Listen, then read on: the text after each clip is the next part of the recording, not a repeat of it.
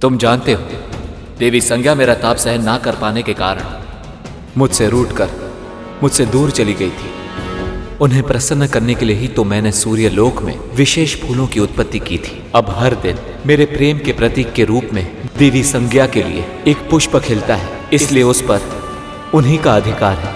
तुम सूर्य पुष्प को पृथ्वी पर ले जा सकते हो, पर केवल तभी जब देवी संज्ञा तुम्हें स्वयं वो पुष्प दे। उनसे वो पुष्प लेना तुम्हारे लिए आसान नहीं होगा गुरु, पर यदि तुम अपनी बुद्धि का उचित प्रयोग करोगे तो उपाय अवश्य मिलेगा। परंतु और हां, एक उपहार मैं भी तुम्हें दूंगा। अपना दाहिना हाथ आगे करो गरुड़।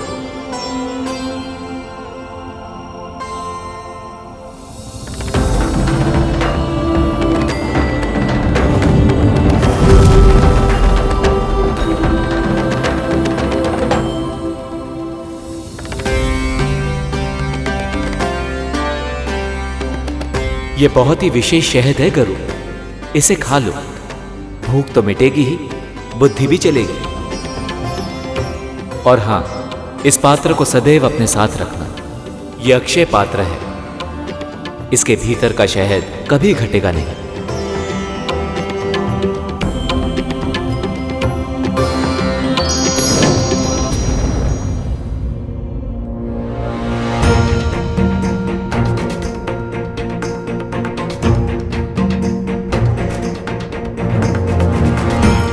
सूर्यदेव तो शहद की तरह मीठी मीठी बातें करके चले गए, परंतु मेरी समस्या तो वैसी की वैसी ही है, क्योंकि जब तक मैं देवी संज्ञा को मना नहीं लेता मुझे सूर्य पुष्प नहीं मिलेगा, और जब तक सूर्य पुष्प नहीं मिलता मैं अपनी माँ के पास लौट नहीं पाऊंगा।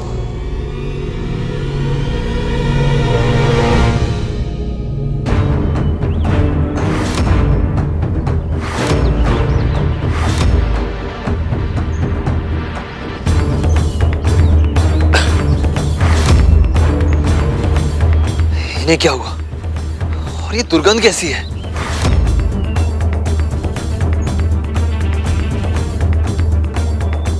त्वचा के जलने की दुर्गंध है कालिया।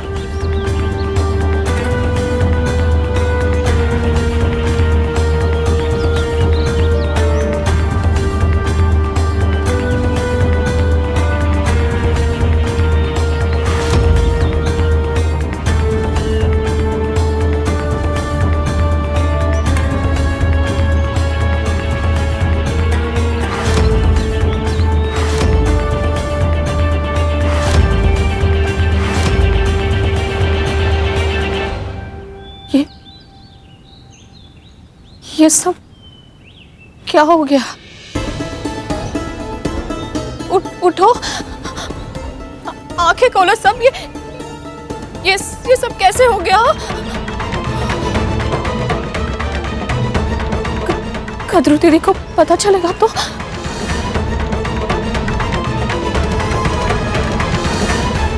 कितने दिन बीत गए इसे बचाए हुए। जब मेरे पुत्र वापस आ जाएंगे मेरे पास, तब जी भर के बचाऊंगी इसे।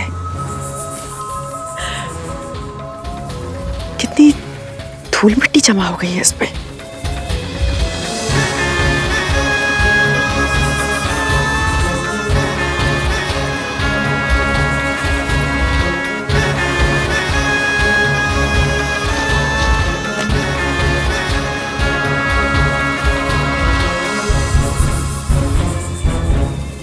मांस चलने की गंध कहां से आ रही है?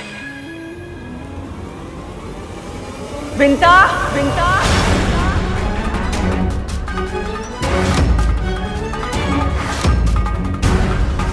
विंता, विंता,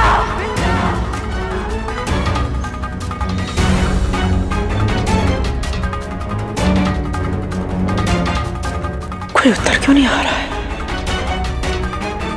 कहां गए सब?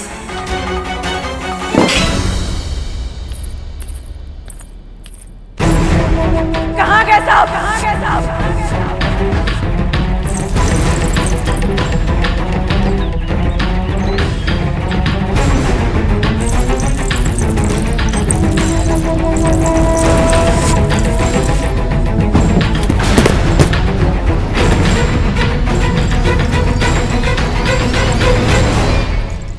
ना कोई प्रहरी है, ना कोई सेवक, ना कोई सेविका, और तो और मेरे पुत्र भी नहीं दिखाई दे रहे हैं। कहाँ है ये सब? ये वायु, सियारों का स्वर, वो रो क्यों रहे हैं?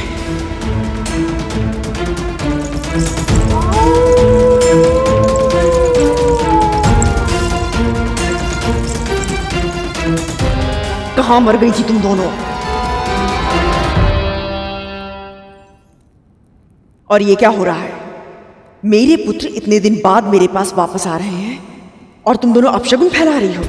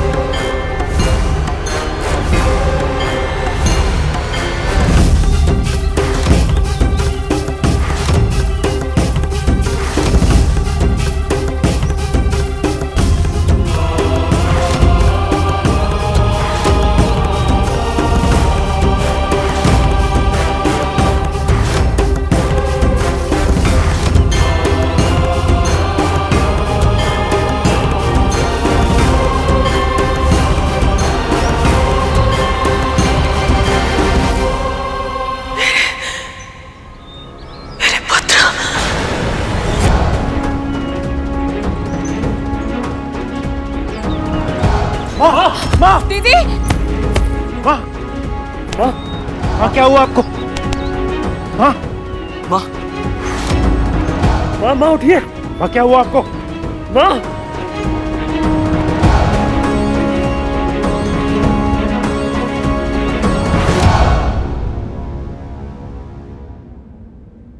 कुछ समझ में नहीं आ रहा। प्रतिदिन केवल एक ही सूर्य पुष्प खिलता है और वो संज्ञा माँ को बहुत प्रिय भी है, तो फिर वो मुझे सूर्य पुष्प क्यों देंगी भला? कैसे मना उन्हें?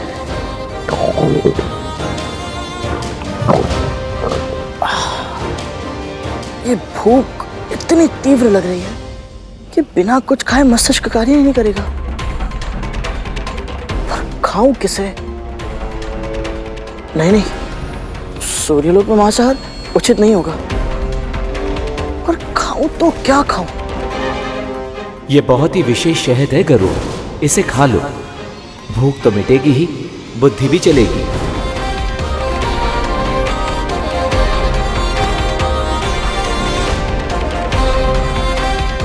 ये उत्तम रहेगा।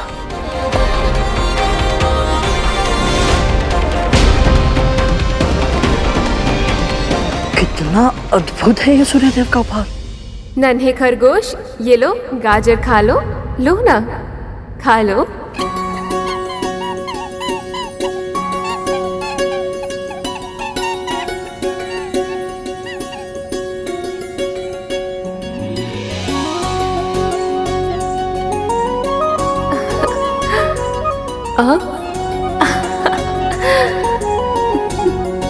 कितना चंचल है तू। कहाँ भाग रहा था? मुझसे छुपन छुपाई खेलेगा, बदमाश कहीं का। देवी संज्ञा तो बालिका की तरह खेल रही है। इसका अर्थ ये है कि इन्हें छोटे बच्चे प्रिय हैं। पक्षीराज, हम सब तुम्हें आज अणिमा और महिमा का वरदान देना चाहते हैं। महिमा वह सिद्धि है जिससे तुम अपनी कद काठी जितनी चाहो बढ़ा या घटा सकते हो। सूर्य देव का ये उपहार अद्भुत है। शहद खाते ही बुद्धि तीव्र हो जाए, समस्या कोई भी हो, उपाय अपने आप मिल जाए।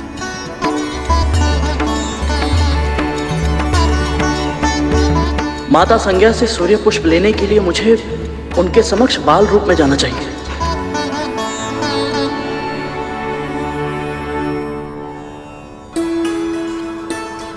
माँ, हाँ?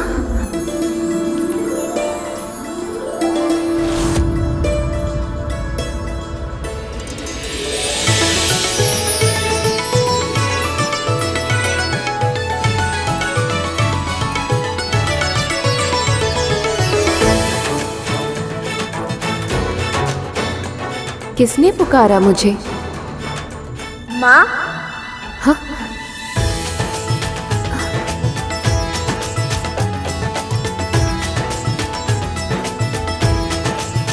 कौन है यहाँ पर? शीघ्र मुझे बताओ।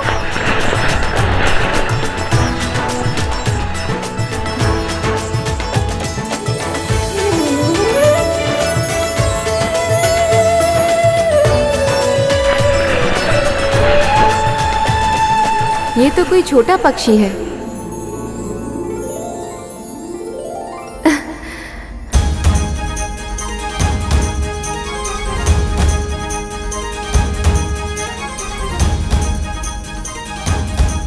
अरे कहाँ जा रहा है? रुक ना। कितना भगाएगा? अब रुक भी जा।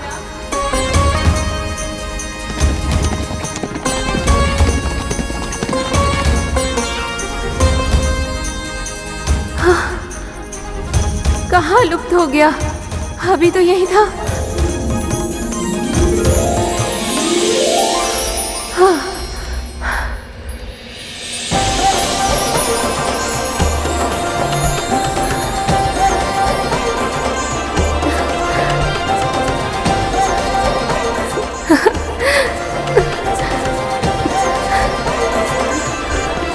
अब लगा है तो मेरे हाथ। तू इतना चंचल है, फिर भी इतना सुंदर और सलोना है। प्रणाम भाभी माँ। अभी तो थोड़ी देर पहले मुझे माँ कह के पुकार रहा था, अब भाभी माँ बना दिया। अब सूर्यदेव की पत्नी है, इसलिए मेरी भाभी हुई, और आयु में मेरी माँ की समान है, इसलिए मेरी माँ हुई। तो मैं तो भाभी माँ ही कहूँगा ना। कौन है रे तू? क्या नाम है तेरा? मैं महर्षि कश्यप और विंता नंदन गरुड़ हूँ भाभी माँ। अरुण का भाई गरुड़? इतना बड़ा हो गया तू? यदि मैं इन्हें इस रूप में बड़ा लग रहा हूँ, तो अपने असली रूप में कैसा लगूंगा? अरे हंस क्यों रहा है तू? आप भी कितनी भोली है भाभी माँ। अभी मैं कहाँ बड़ा हुआ हूँ, अभी तो मैं एक नन्हा सा प्यारा सा बालक हूँ। सही कहा तूने। अच्छा ये बता, तेरी माँ कहाँ है? वो तो कुटिया में है। पृथ्वी पर? तू यहाँ कैसे आया? उड़कर। भूलोक से सूर्यलोक तक तू उड़कर आया, और थका भी नहीं, बल्कि मुझे दौड़ा दौड़ा कर थका दिया। इतनी शक्ति कैसे है तेरे भीतर? मैं प्रतिदिन भोर में उठकर 108 बार सूर्य नमस्कार करता हूँ, इसीलिए। सच में? करके दिखाऊं? बस समझ गई कि तू बहुत शक्तिशाली है। पर शक्ति केवल व्यायाम से नहीं मिलती, उसके लिए अच्छा भोजन भी करना होता है। और तुझे देखकर लगता है कि तेरे इस छोटे से पेट को बहुत सारे भोजन की आवश्यकता है। चल तुझे कुछ खाने को देती हूँ। नहीं भाभी माँ, आपको कष्ट करने की कोई आवश्यकता नहीं है। भाभी माँ कहा है ना तूने, तो चुपचाप भाभी माँ के आदेश का तो पालन करना होगा। और अच्छे बच्चे हट नहीं किया करते, समझा? चल अब मेरे साथ। विमाता कद्रू की इच्छा पूरी करने के लिए तू कितना कुछ कर रहा है, पर तुझे आभास भी नहीं है कि कितनी बड़ी दुर्घटना घट गई है। और भूलोक पर कितना बड़ा बवंडर तेरी प्रतीक्षा कर रहा है।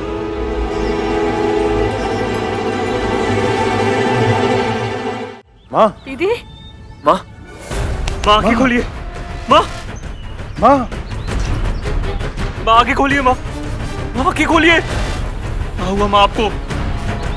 पुत्र, मेरे पुत्र, हम तक्षक कालिया, तुम्हें पता है मैंने बहुत भयानक स्वप्न देखा।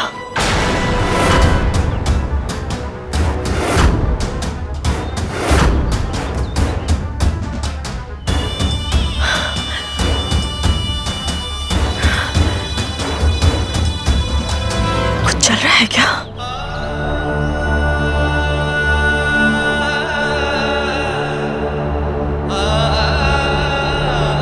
गंध कहां से आ रही है?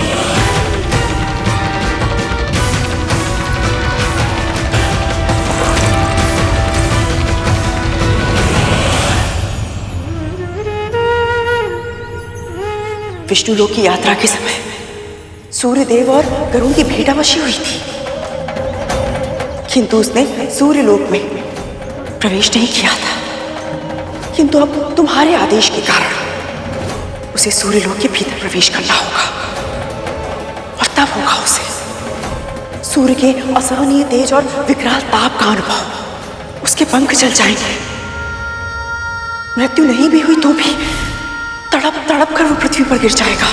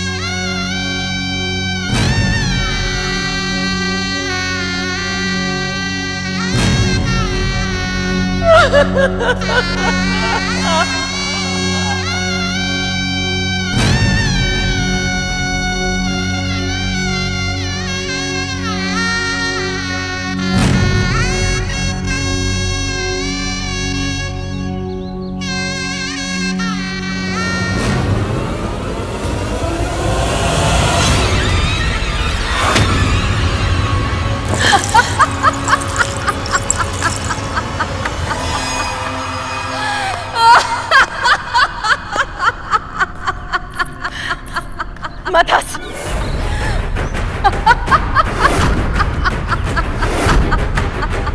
मैंने कहा ना तुझसे, मदस!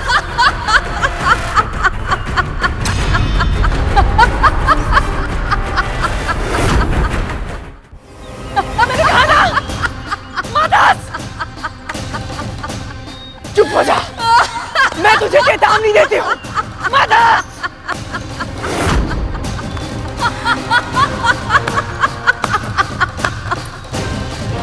चेतावनी देती हूँ मैं तुझे, मदस!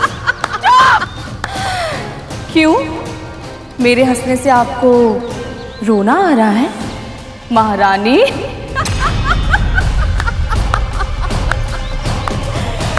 हर कथा के 2 अंक होते हैं, हमारी कहानी के भी हैं। पहले अंक में मेरी आंखों से आंसुओं की बाढ़ आई थी, मेरे पुत्रों के तन पर घाव हुए थे। अब दूसरे अंक में वही कथा फिर से दोहराई जाएगी, केवल पात्र बदल गए हैं। इस बार आंसू आपकी आंखों से बह रहे हैं, आपके पुत्र सह रहे हैं वही कष्ट, वो तड़प रहे हैं, तिलमिला रहे हैं, पर ना उन्हें इस असहनीय पीड़ा से मुक्ति मिलेगी, ना आपको इस दुख से। जिन कुटिल चालों का प्रयोग करके आपने मेरे पुत्रों को मृत्यु के मुख में डाला था, आज उन्हीं कुटिल चालों ने आपके पुत्रों को यमलोक के द्वार पर खड़ा कर दिया। मेरे पुत्र के पंख जलाना चाहती थी ना? देखिए, आपके पुत्र स्वयं जल गए हैं। समय बड़ा बलवान है दीदी। अब तक आपके पाले में था, पर अब मेरे पक्ष में है।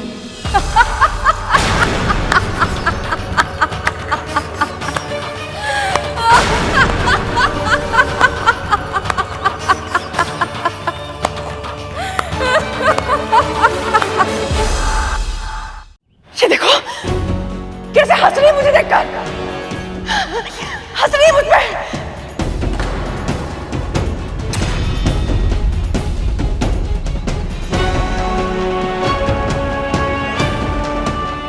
माँ, ये हंस नहीं रही, ये रो रही है माँ। हाँ माँ, ये रो रही है। हंस रही है, मैं बोल रही हूँ कि वो हंस रही है।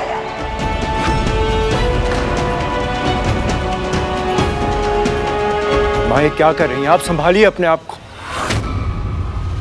संभालिए स्वयं को माँ, सचेत हो जाइए।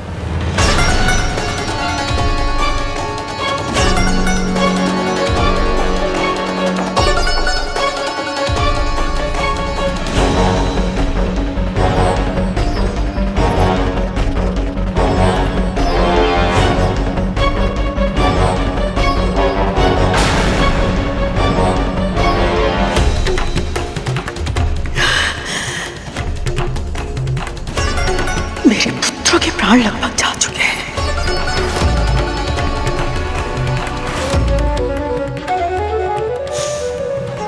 तेरा पुत्र कहाँ है? मैंने उसे सूर्य पुष्प लाने भेजा था ना? कहाँ है गरुड़?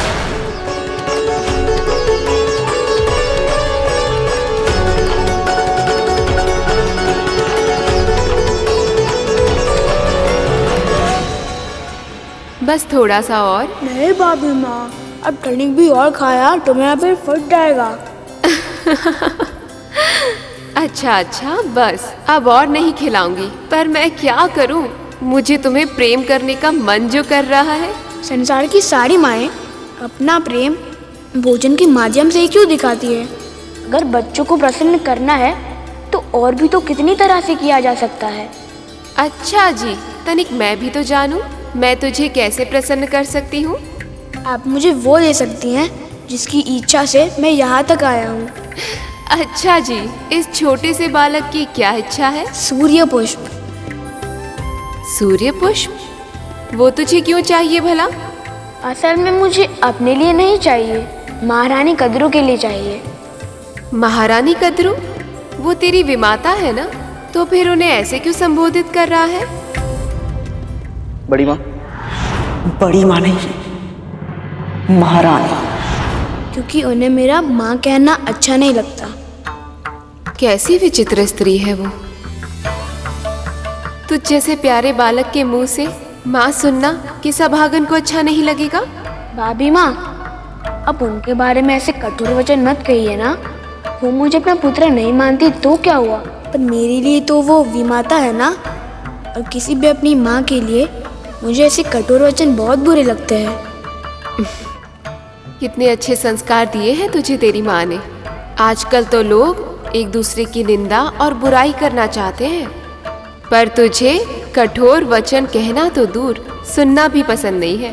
संभव है कि सूर्य पुष्प पाकर बड़ी माँ को मुझ पर विश्वास हो जाए और वो मेरी माँ को दास्ता से मुक्त करने की मेरी विनती स्वीकार कर ले। मेरे पुत्रों के प्राण लेकर क्या लगता है तेरा पुत्र जीवित बचेगा?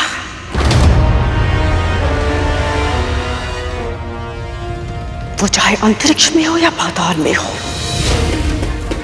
अपने पुत्रों की चिताओं पर काट रखने से पहले तेरे पुत्र को जीवित जलाऊंगी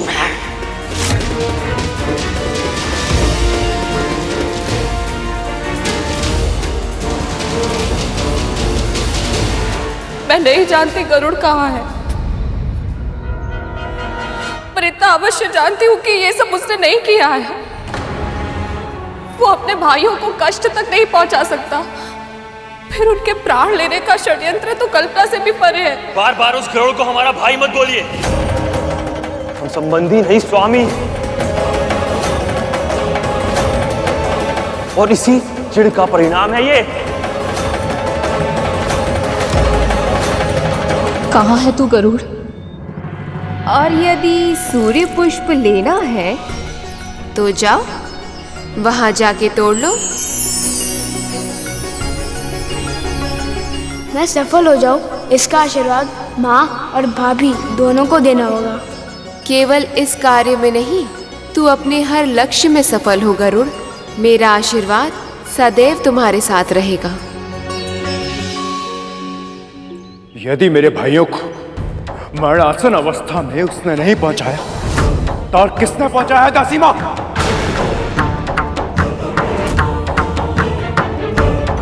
गरुड़ में अकेले पूरी असुर सेना को पराजित करने का समर्थ है, तो उसके होते हुए उसके स्वामियों पर आघात कौन कर सकता? प्रश्न सीधा है दासी मां। हमारे भाई गरुड़ के साथ अंतरिक्ष यात्रा पे गए, तो फिर वो गिरे कैसे?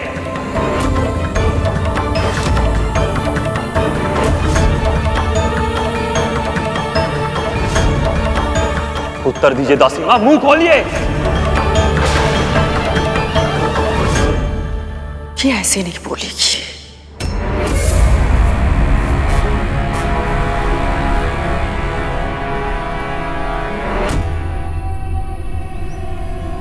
न जाने सर्पों की ये दशा कैसे हुई है। कहीं मेरे पुत्र पर भी कोई संकट ना आया हो, पर वो है कहाँ?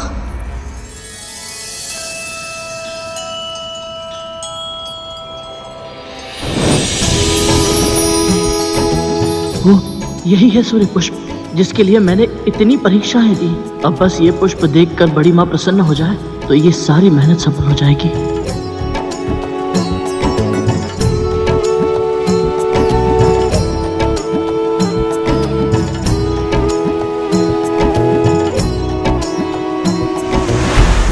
अरे, ये पुष्प कहाँ लुप्त हो गया?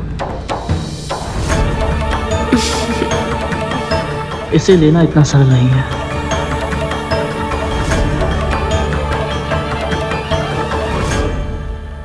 हे प्रकृति देवी, आप भी तो एक माँ है, और ये बालक आपकी ममता का आवाहन करके ये निवेदन कर रहा है। ये फूल उसे अपने लिए नहीं, एक माँ के लिए चाहिए।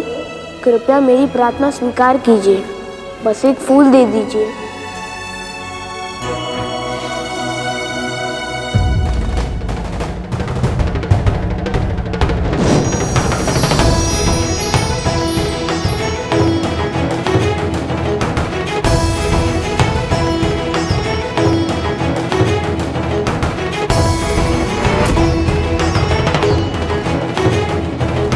ये कैसी माया है? ये सूर्य पुष्प इतना लंबा कैसे हो गया? अब मैं इस पुष्प तक कैसे पहुंच पाऊंगा? इस फूल को लेना किसी बालक के लिए संभव नहीं है गरुड़।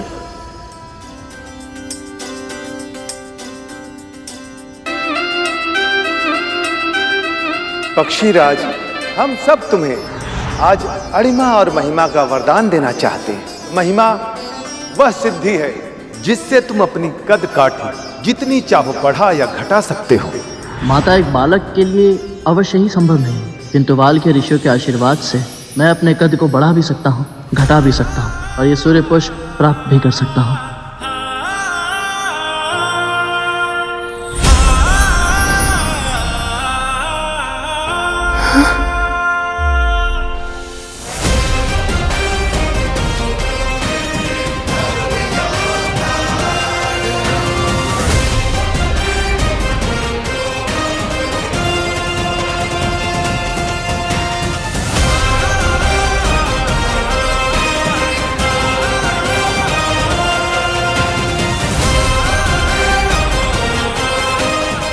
बस बस, मैं समझ गई कि तू कोई छोटा बालक नहीं है,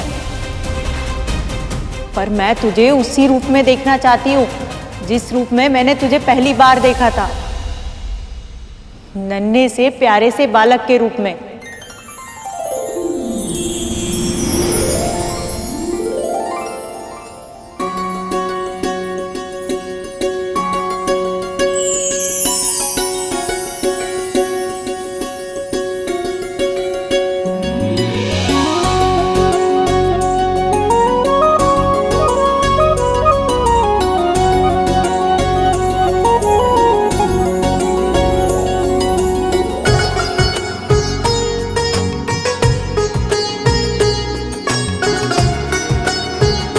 अब मुझे आज्ञा दीजिए भाभी माँ।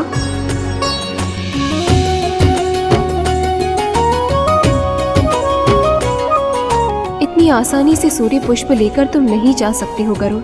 अभी एक और परीक्षा देना बाकी है। अभी तो यहाँ कोई द्वार नहीं था, अचानक इतने सारे द्वार कैसे आ गए?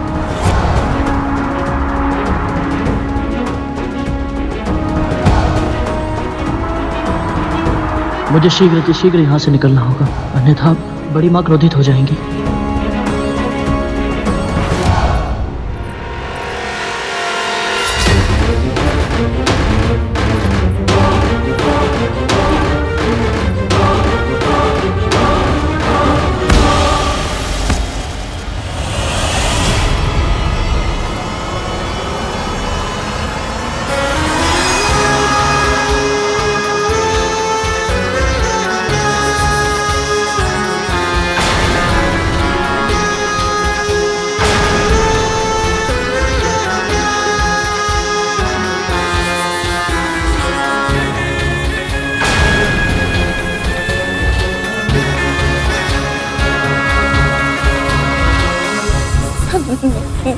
दीदी, मैंने और मेरे पुत्र ने कोई षड्यंत्र नहीं किया।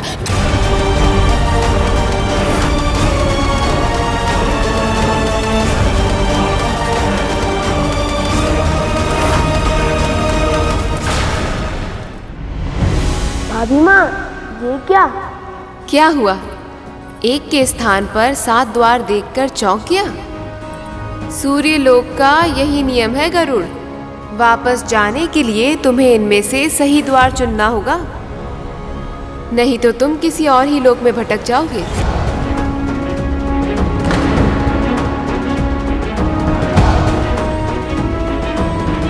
मुझे सही द्वार का पता कैसे चलेगा?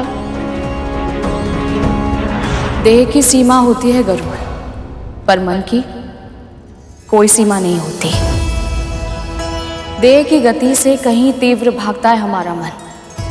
देह की आंखों से भी कहीं अधिक देख पाती हैं हमारे मन की आंखें। इसलिए जब कभी तुझे लगे कि तू अपना मार्ग भूल गया है या अपने पथ से भटक गया है, तो अपनी आंखें बंद करके अपने मन में झांकना।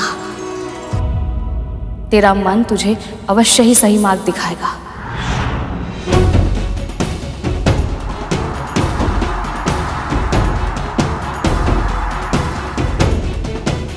हे परमपिता, सृष्टि के पालन करता, ये कठिन निर्णय लेने में मेरी सहायता कीजिए प्रभु।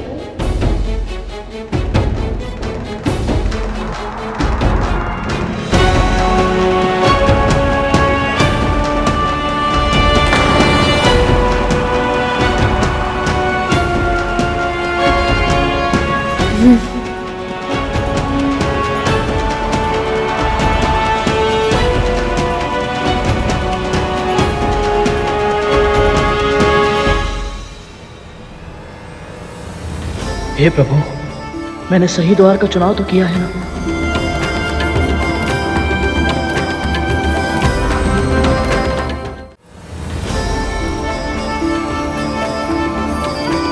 यही सही द्वार है गरुड़, भयभीत मत होना।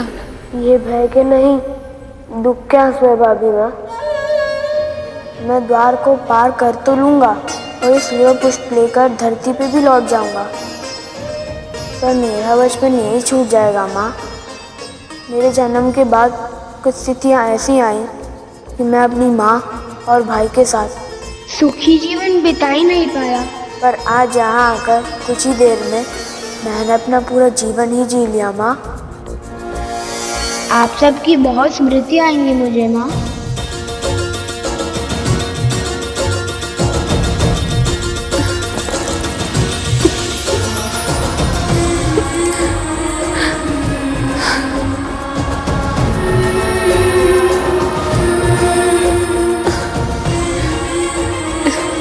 मैं भी तुझे बहुत स्मरण करूंगी गरुड़। तेरे इस रूप के कारण न जाने कितने वर्षों के बाद मुझे अपनी ममता को फिर से जीने का अवसर मिला। हर माँ चाहती है कि उसकी संतान बड़ी हो और जीवन का दायित्व संभाले, पर उसके मन का एक कोना सदैव उन्हें अपने आंचल में समेटे रखना चाहता है।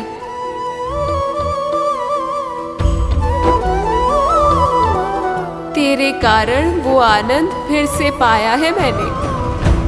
सदैव सुखी रहो गरुड़, मेरा आशीर्वाद सदैव तेरे साथ है।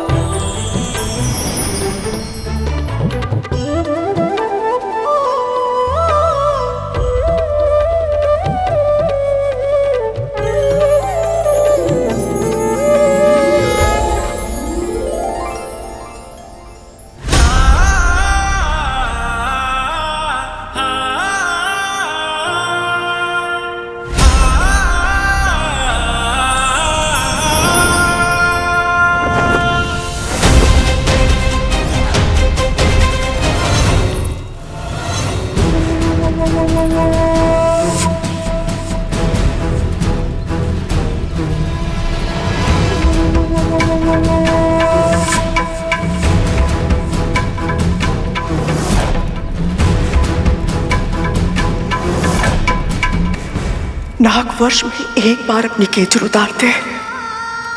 ये प्रक्रिया उन्हें बहुत कष्ट देती है और ये मैं जानती हूँ केवल। पर जब वो केचुल, वो त्वचा उनके तन पर चिपक जाती है ना,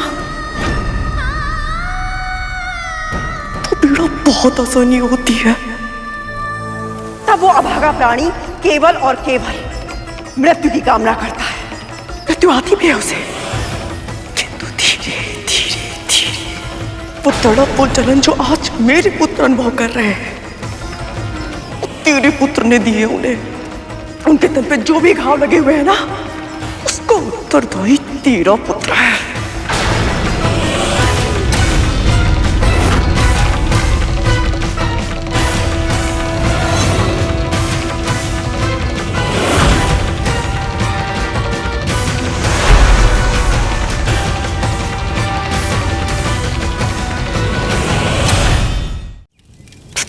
बोलूंगी मैं, जितने घाव मेरे पुत्रों के तन पे लगे हैं, उतने ही घाव तेरे तन पर होंगे। जिस पीड़ा को सहने के लिए वो विवश हुए हैं ना, वही पीड़ा तू भी सहेगी। देख विंध्या, देख क्या दिख रहा है उनकी आंखों में। मृत्यु का नहीं,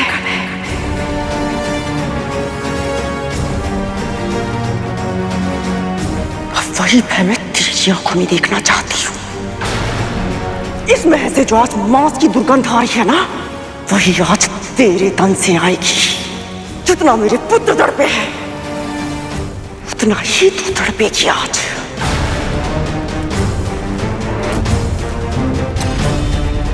दीदी, ऐसे ही, बिल्कुल ऐसे ही मेरे पुत्रों ने भी मुझे पुकारने का प्रयास किया होगा,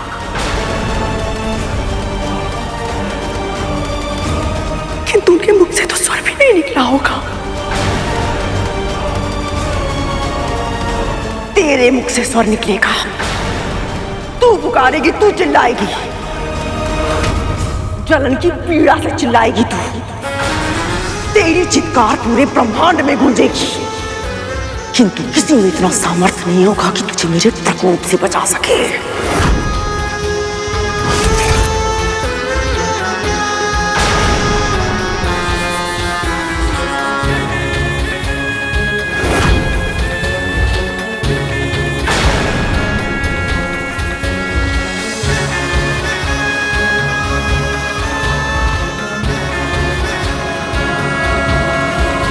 रुक जाइए बड़ी माँ।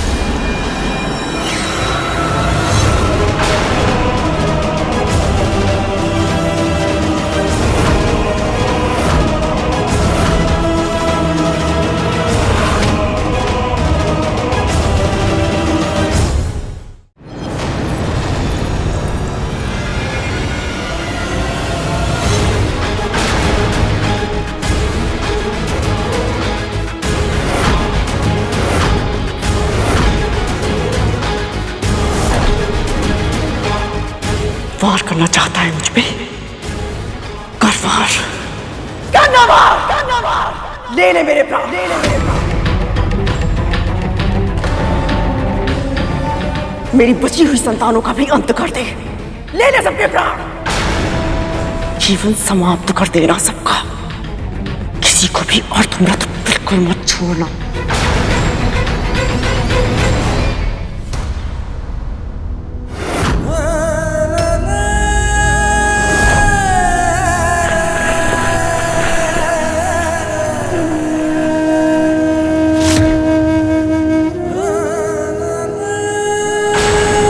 तख्तू भैया, धूमल भैया, ये सब क्या हो गया इन सबको?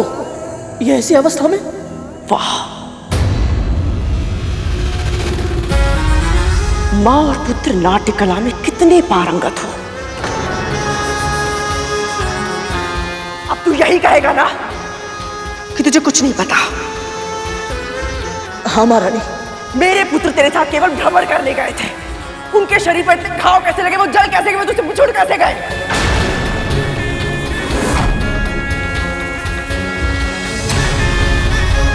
तुझे तो पता ही नहीं ना, है ना? मेरा विश्वास कीजिए महारानी। मेरे पुत्र विषैले अवश्य है, किंतु उनके भीतर भी इतना विष नहीं है जितना तेरे मन में है। मेरे पुत्र अपने शत्रु को ललकारते हैं, फिर उन पर आक्रमण करते हैं, किंतु तूने धोखे से मेरे पुत्रों पर आक्रमण किया। मेरे नाग जब आखेट के लिए जाते हैं तो अपने शत्रु को भागने का और बचने का एक अवसर देते हैं। तूने अंतरिक्ष पर ले जाकर उन पर वार किया जब तुझ पर निर्भर थे। अपनी शक्तियां होते हुए भी आज वो कितना असहाय अनुभव कर रहे होंगे। महारानी, मेरा विश्वास कीजिए। विश्वास तो उन्होंने भी तुझ पर किया था, जो मेरी बिना आज्ञा के वो तेरे साथ चले गए। आपको बिना बताए? परंतु महारानी, आपने तो स्वयं मुझे आदेश दिया था मैं इन सभी को अपने साथ ले जाऊं। और सत्य बोल रहा है ये। माँ तुझे बार बार पुकारती रही, पृथ्वी पर लौटने का आदेश भी दिया, किंतु तूने सुनकर भी अनसुना कर दिया। नहीं, ये सत्य नहीं है महारानी। मैंने स्वयं आपका स्वर सुना था। आप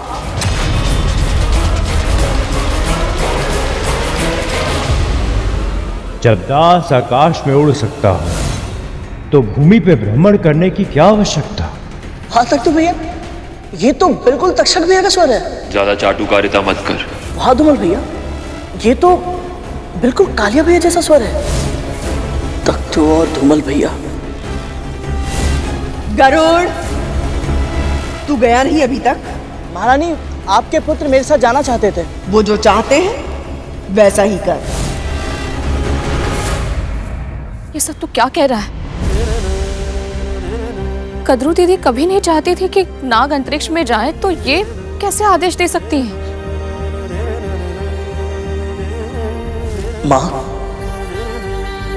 तख्तू भैया और धूमल भैया अलग अलग स्वर निकालने में निपुण हैं। इन सभी को अंतरिक्ष में जाने की बहुत इच्छा थी, मुझसे हट भी कर रहे थे ये। मैंने इनसे कहा भी कि महारानी की आज्ञा के बिना मैं इन्हें साथ में नहीं ले जा सकता। तो हो सकता है जब मैंने इनसे आज्ञा मांगी तो धूमल भैया नहीं। इसे नियंत्रण में नहीं रख सकती तो बता दे, मैं इसे लोहे की साकलों में बांधकर अंधकूप में फेंकवा दूंगी। तू तो सिर्फ दासी है मेरी, पर तेरा पुत्र जीवन भर के लिए मेरा बंदी होगा। महारानी, इसे क्षमा कर दीजिए महारानी। वो नादान है, बालक है, अपना भला बुरा नहीं समझता। मैं इसे समझाऊंगी। वाह धूमल भैया, अद्भुत प्रतिभा है आपने। आपकी आवाज बदलने की कला अद्भुत है ना बुद्धंदी? हाँ सरकोटा, अत्यंत प्रभावी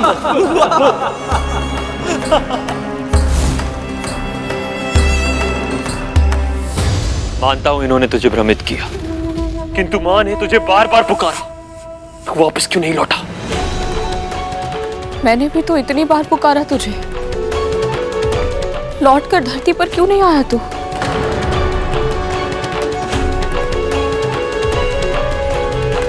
इस सूत्र के कारण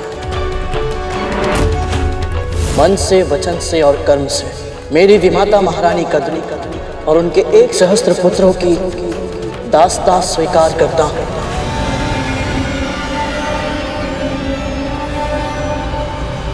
महारानी के साथ साथ मैं नागों का भी दास हूं।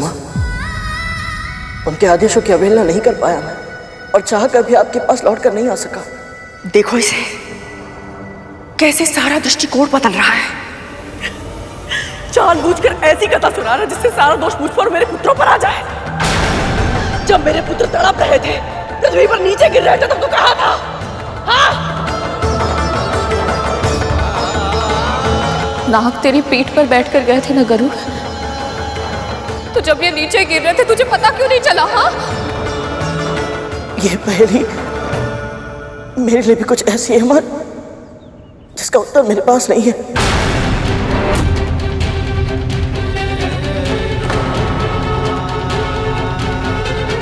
इस यात्रा में बहुत सी ऐसी घटनाएं हुई जो मेरे वश में नहीं थी।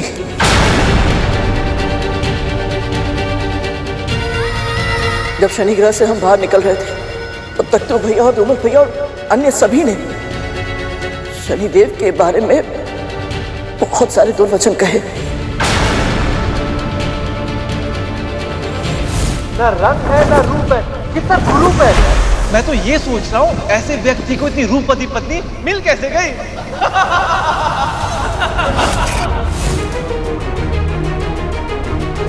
हो सकता है शनिदेव ने वो सब सुन लिया और क्रोध में आकर अपनी वक्र दृष्टि।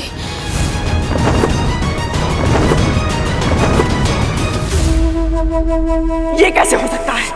उन्होंने स्वयं हमें दर्शन दिए थे और वो हमारी पूजा से प्रसन्न भी बहुत थे। प्रसन्न थे दीदी, और उसके बाद आपके पुत्रों ने उनका अपमान किया और आपने उनके प्रसाद कहा। महारानी, आपका प्रसाद। प्रसाद रख और जा यहां से। जी।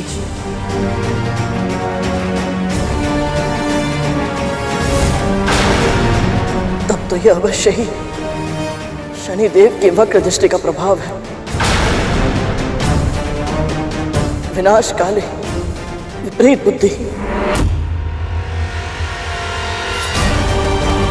मैं अपने भाइयों को पृथ्वी पर लाकर भी उन्हें सुरक्षित नहीं रख सका। पता नहीं माँ फिर हमें भ्रमण पे जाने की अनुमति देंगी भी या नहीं। तुम अगर चाहोगे तो हम मौन धारण कर लेंगे। नाग रूप में हम तुम्हारे पक्ष में कहीं छुप कर बैठ जाएंगे ताकि हमारे अस्तित्व का पता ही ना चले।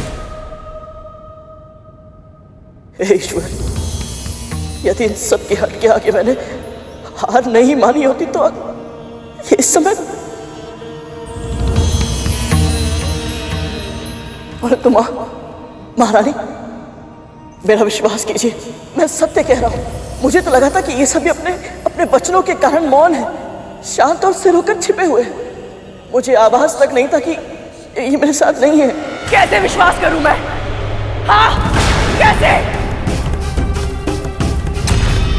जो ये सूर्य पुष्प इतना संभाल कर ले आया जिसकी एक पंखुड़ी तक नहीं टूटी, उसके भाई तड़प तड़प के गिर रहे थे और उसे आभास तक नहीं हुआ।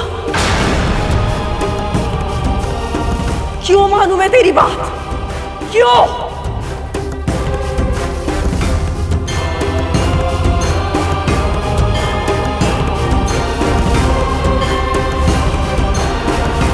दीदी, आंखें हृदय का दर्पण होती है। इसकी आंखों में देखिए, यदि इसने जानबूझकर कुछ किया होता तो। कितने कुटिल हो तुम दोनों। मुझे स्वयं की दृष्टि में दोषी ठहराना चाहते हो ताकि मैं स्वयं को उत्तरदायी मानने पर विवश हो जाऊं, बिल्कुल वैसे ही जैसे इतने वर्षों तक अरुण के डिंब को फोड़ने के बाद विंता अपने आप को दोषी मानती रही। तुम लोग चाहते हो कि मैं अपने पुत्रों की दृष्टि में अपराधी बन जाऊं, स्वयं को निरीह और मुझे अत्याचारी सिद्ध करना चाहते हो। नहीं माँ, हम आपको अत्याचारी नहीं मानते। आपका कोई दोष नहीं है।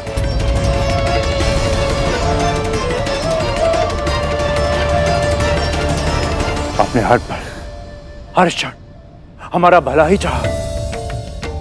आपसे घृणा हम नहीं कर सकते। हाँ मां।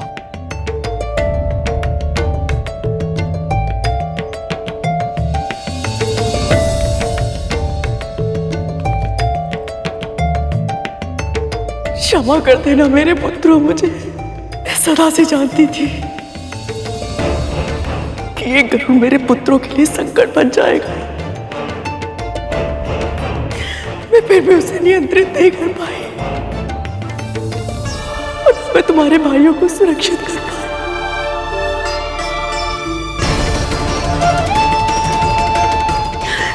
ये स्थिति कभी ना आए इसके लिए क्या कुछ नहीं किया था मैंने।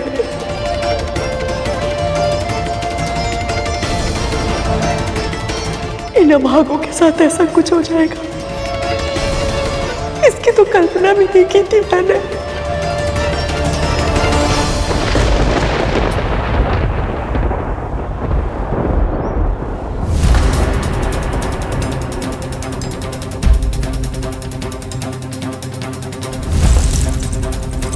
वाली से मैंने तुझे बचाया, तेरे प्राणों की रक्षा की स्मरण है ना तुझे?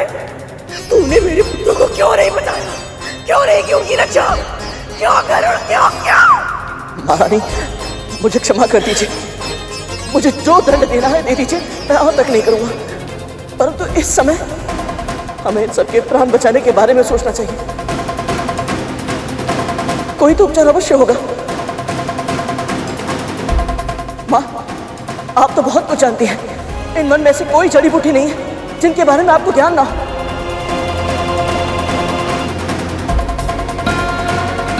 माँ, वो लेप आपने जो बनाया था, जिससे मेरे तन के घाव एक रात्रि में ठीक हो गए थे, मुझे बताइए। मैं स्वयं अपने हाथों से जड़ी बूटी पीसकर अपने भाइयों के लिए लेप बनाऊंगा। वो लेप साधारण चोटों के लिए है पुत्र, पर इनकी चोट गंभीर है। इस अवस्था में उस लेप का कोई प्रभाव नहीं होगा।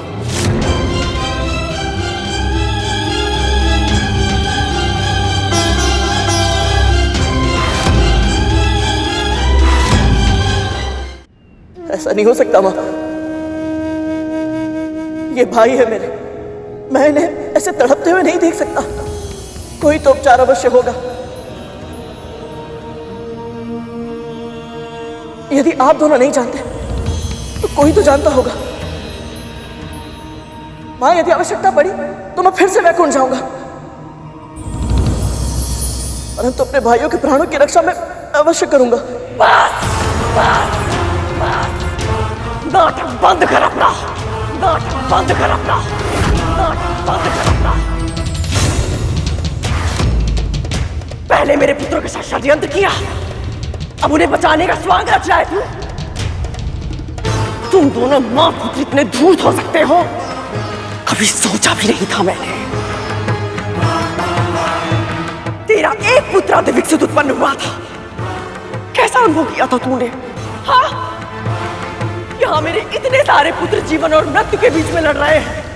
सोच, मेरे हृदय में कैसा बवंडर उठ रहा होगा।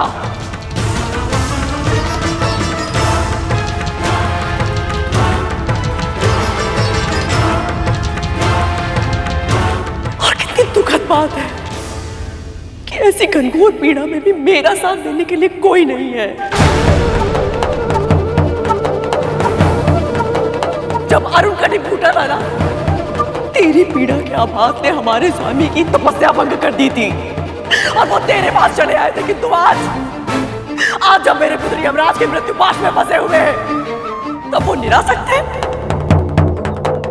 आपसे जो भूल हुई है, उसके बाद आपके दूसरे पुत्र के प्रति आपका दायित्व और बढ़ जाता है। अब आपको शारीरिक रूप से ही नहीं, मानसिक और आत्मिक रूप से भी शक्तिशाली बनना होगा, ताकि हमारा पुत्र अरिष्टवर्ग अर्थात अपने 6 विकारों पर सदैव नियंत्रण रख सके।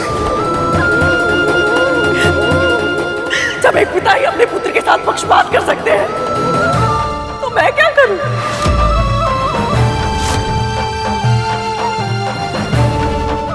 किससे अपनी पीड़ा बताऊं? किसको को अपना दुख सुनाओ। बस कीजिए दीदी, बस कीजिए। आप जानती हैं कि हमारे स्वामी ऐसे नहीं है। यदि ऐसे नहीं है तो कैसे है वो? कहाँ है वो जो मेरे पुत्रों के भी पिता है?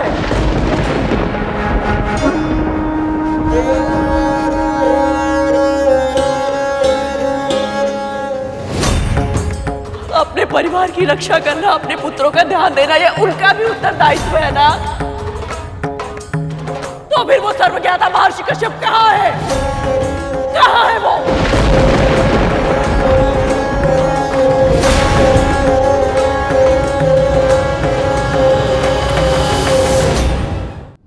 संभालिए दीदी।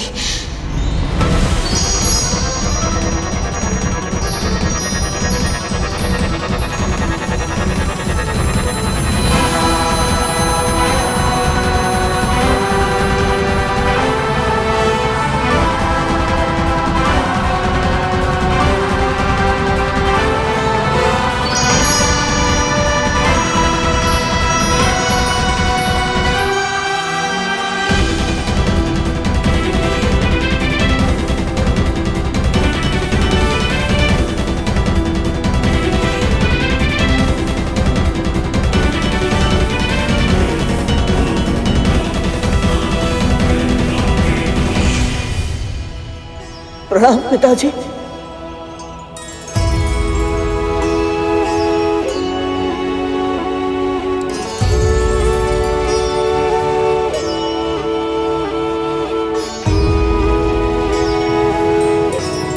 प्रणाम स्वामी। प्रणाम स्वामी।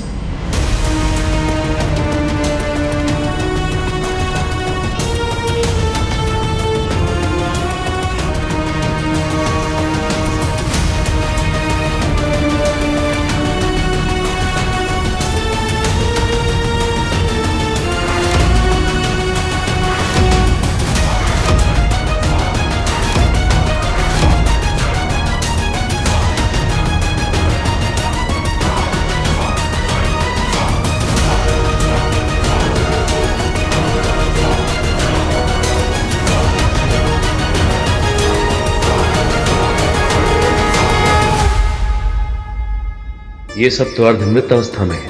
अब इन सब का ठीक होना असंभव प्रतीत होता है।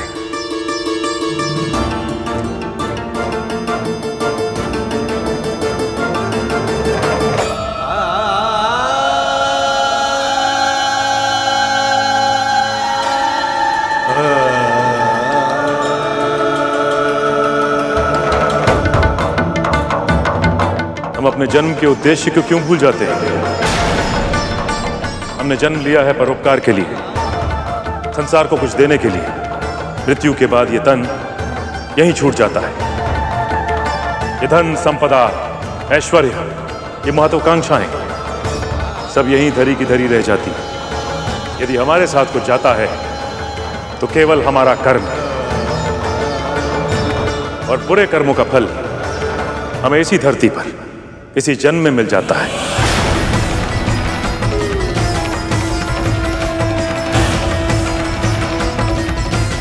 कद्रू, मैंने आपको पहले भी समझाया था, एक बार फिर समझा रहा हूं कि माता पिता के बुरे कर्मों का फल उसकी संतान भुगतती है।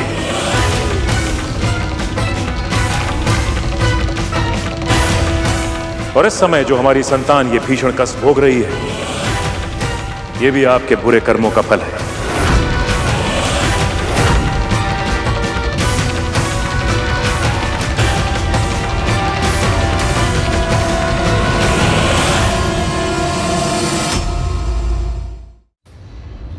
क्षमा कीजिएगा स्वामी, कर्म महत्वपूर्ण अवश्य है, किंतु वो कर्म किस भावना से किया जाएगा, वो भावना भी उतनी महत्वपूर्ण है। किसी के कर्मों का आकलन उसके मन की भावना से करना चाहिए स्वामी। एक और एक निर्धन व्यक्ति है जो अपनी भूख मिटाने के लिए चोरी करता है, और दूसरी ओर एक लोभी है जो अधिक स्वर्ण पाने की कामना में चोरी करता है। तो दोनों का कर्म और अपराध तो समान हुए ना।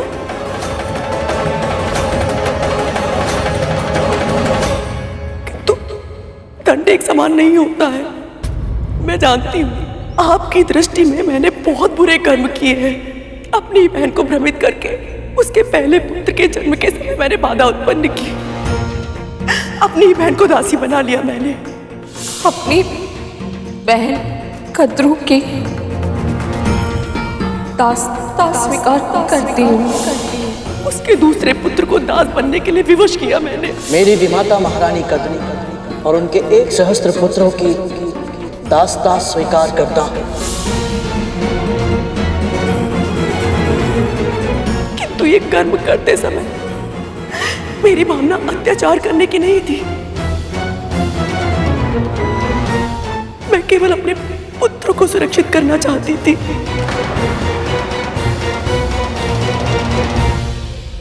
वेद में भी यही कहा गया है स्वामी कि एक मां अपने पुत्रों के हित के लिए किसी भी सीमा तक जा सकती है। इस संसार के किसी भी नियम का उल्लंघन कर सकती है वो। जब अनजाने में महादेव ने गौरी पुत्र गणेश का मस्तक काट दिया था, तब मां गौरी ने उन्हें विवश किया था कि उनके मृत बालक को जीवित करे।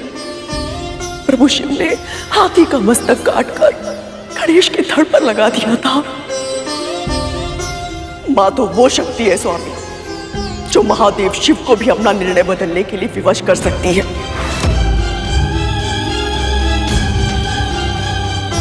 मैंने जो विंता अरुण गरुण के साथ किया वो सब करने के लिए मुझे इस संसार ने विवश किया था।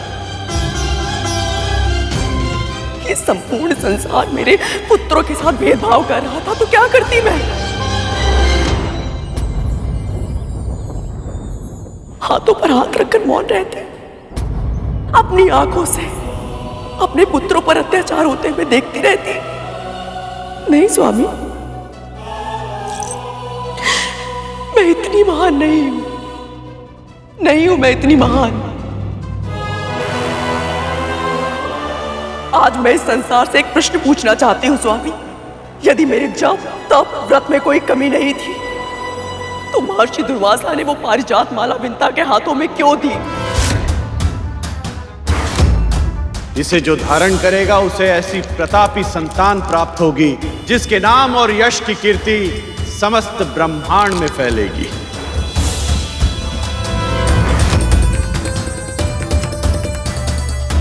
मेरे पुत्र को किसी भी ऋषि ने आशीर्वाद क्यों नहीं दिया?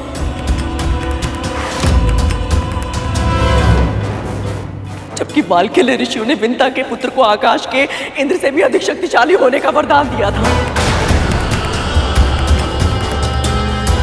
भगवान विष्णु के प्रताप से होने वाली आपकी संतान का वर्चस्व संपूर्ण आकाश में स्थापित होगा। ये कैसा न्याय है स्वामी? कैसा न्याय है ये? जिसके मन में अपने पुत्रों के लिए कोई बड़ा स्वप्न ना हो, कोई महत्वाकांक्षा ना हो, जो केवल इतना चाहती थी कि उसके पुत्र अपने माता पिता की सेवा करें। उनके पुत्र को वरदान पे वरदान मिल रहे थे।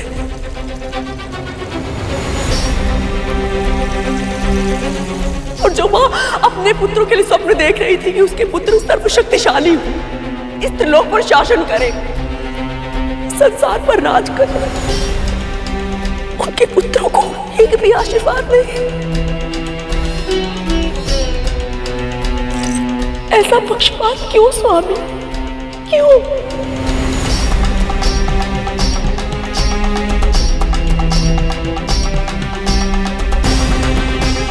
आपके पुत्रों को वरदान नहीं मिला था तो आपने यह तय कर लिया कि गरुड़ को जो वरदान मिला है आप उसे भी फलने नहीं देंगे। कद्रू, आप वेदों की बात करती है ना? किसी भी वेद में यह नहीं लिखा गया है कि अपने हित के लिए दूसरों को कष्ट देना उचित है। अपनी उन्नति के लिए दूसरों का पतन करना उचित नहीं है और अपनी रेखा बढ़ाने के लिए दूसरों की रेखा मिटाना अपराध है।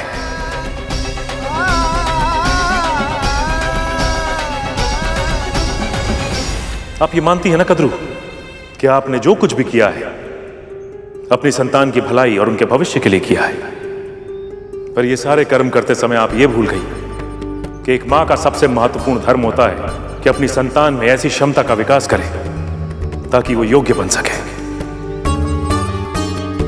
कद्रू, आपने अपनी संतानों को योग्य नहीं बनाया।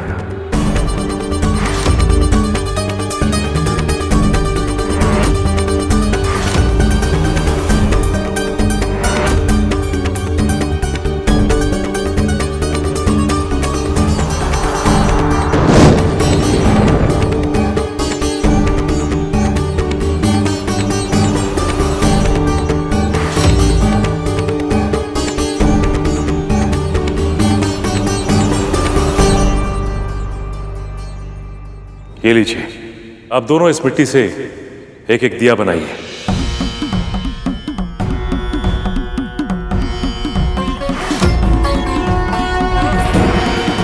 तक्षक, जल लेकर आओ।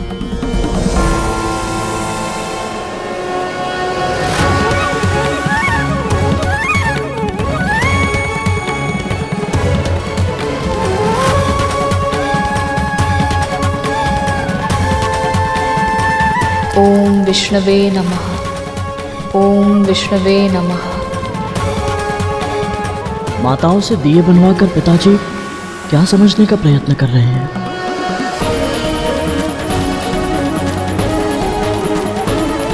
ओम विष्णवे नमः।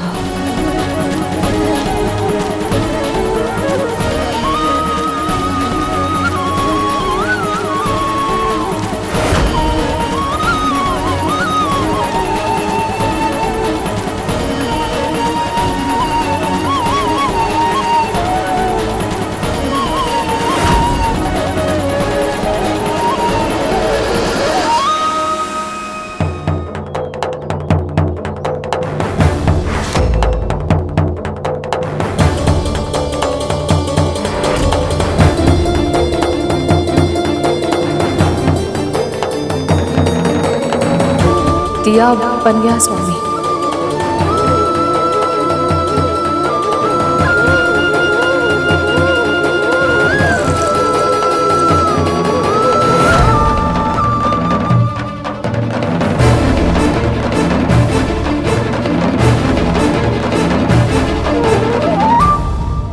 आप दोनों दिया बनाना जानती हैं, पर इस दिए को पूरा बना पाई केवल विंता, और वो भी इतना सुंदर, क्योंकि आप दोनों के कार्य करने के ढंग में अंतर है।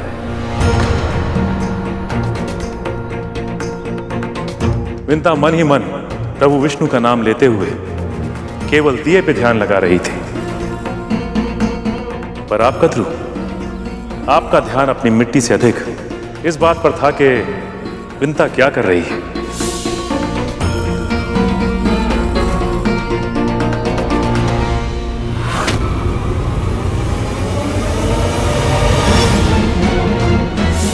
और इस बात में आपको यह भी आभास नहीं हुआ कि आप अपनी मिट्टी में पर्याप्त जल डाल पाई या नहीं।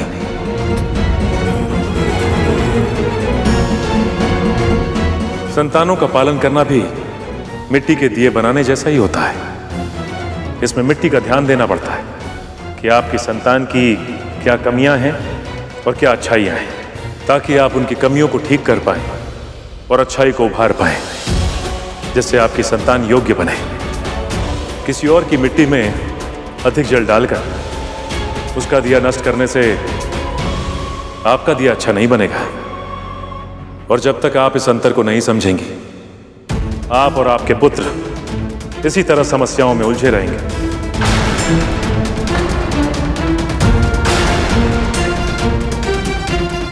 एक मां का धर्म होता है कि अपनी संतान को सुख सुविधाएं देने के स्थान पर उन्हें योग्य बनाए, सही मार्ग पर चलना सिखाए।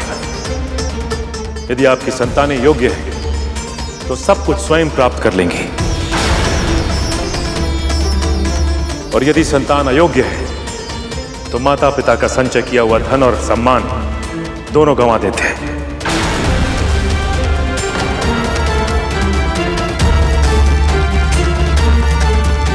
कितने ज्ञान की बातें कही है पिताजी ने। माँ और हम पहले से ही इतनी पीड़ा में, और पिताजी हमारी पीड़ा दूर करने के स्थान पर हमें ज्ञान दे रहे हैं। हो क्या गया है पिताजी को? माँ को नीचा दिखा रहे हैं और इस दासी की प्रशंसा कर रहे हैं।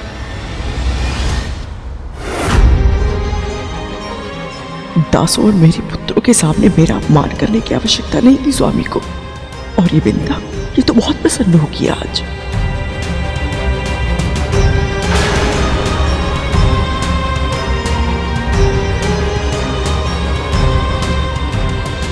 विंता, आप इस कच्चे दिए को हाथ में लेकर यही सोच रही हैं ना कि आज आपका दासत्व आपके कर्मों का ही फल है।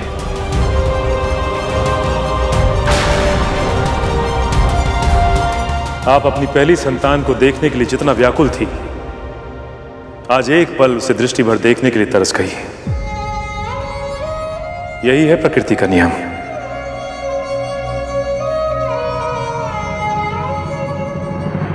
और तुम दोनों अपने इन भाइयों की स्थिति के लिए अपने इस भाई गरुड़ को उत्तरदायी मानते हो, जबकि सत्य तो यह है कि दोष जितना इसका है उससे अधिक तुम्हारा है।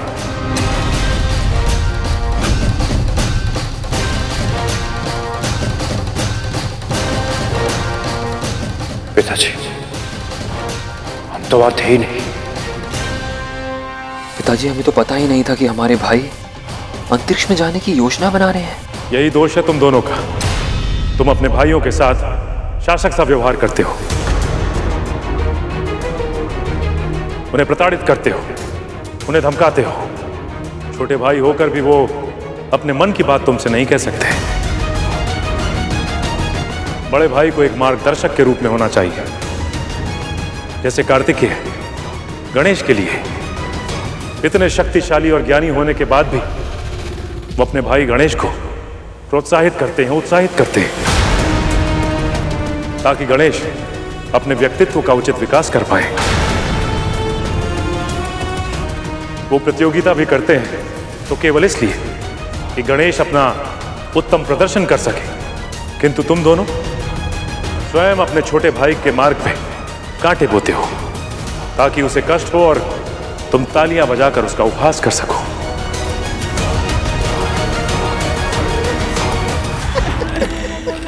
ये मेरा स्थान है।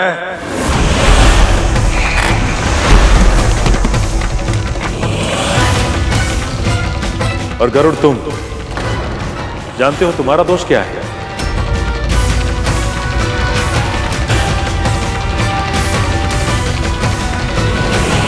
यही कि मेरे भाई अपनी सुरक्षा के लिए मुझ पर निर्भर थे।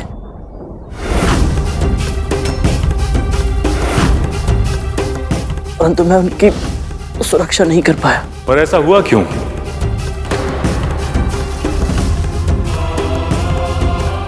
मुझे पूर्ण विश्वास है कि गरुड़ के मन में इन नागों का हित करने की तनिक भी इच्छा नहीं थी, परंतु उससे एक भूल हो गई।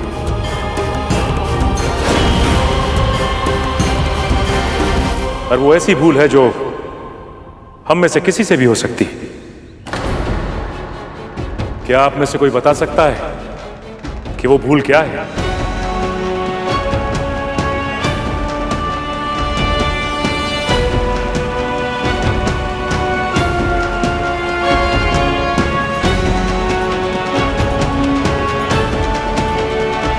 अपना हाथ आगे करो गरुड़। पिताजी,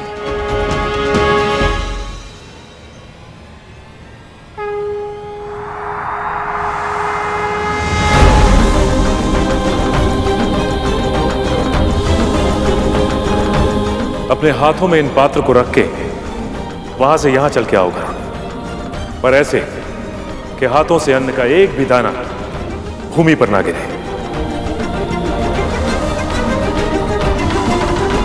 ये कैसी परीक्षा है और कैसे कर पाऊंगा मैं ये?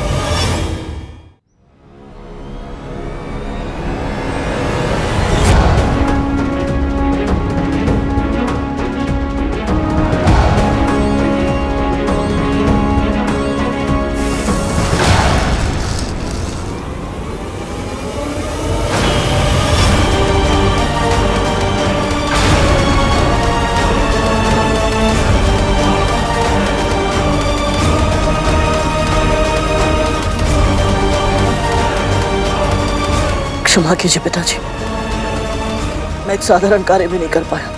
अन्य से भरा एक पात्र तुम्हारे कार्य का प्रतीक है और दूसरा पात्र परिवार का प्रतीक है। दूर से देखा जाए तो इन दोनों पात्रों को साधना और कार्य और परिवार के संतुलन को लेकर चलना बहुत साधारण लगता है, पर ऐसा कर पाने के लिए बहुत अभ्यास की आवश्यकता होती है। गरुड़, तुम जिस पथ पर चल रहे थे वो जीवन का प्रतीक है और जीवन में कब क्या होगा ये पहले से निर्धारित नहीं होता। कभी भी कुछ भी हो सकता है। कभी तुम्हारे कार्य में अड़चनें आ सकती हैं, कभी परिवार में समस्याएं उत्पन्न हो सकती हैं और ऐसे में ध्यान भटक जाता है और भूल हो जाती है। जब मैं सूर्यलोक के पथ से भटककर शनि ग्रह पहुंचा तो मेरा ध्यान भी भटक गया था। मेरी दृष्टि तो मेरे भाइयों पर थी, परंतु मेरे मन में बस यही चल रहा था कि मुझे शीघ्र ही सूर्यलोक पहुंचकर अपना कार्य समाप्त करना है ताकि मैं अपनी मां के पास वापस लौट आऊं।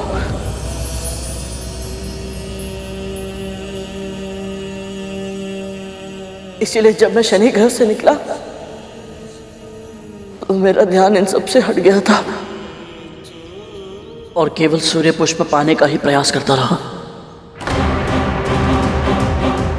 यदि मैंने अपने कार्य पर और अपने परिवार पर समान रूप से ध्यान दिया होता तो आज मेरे नाथ भाई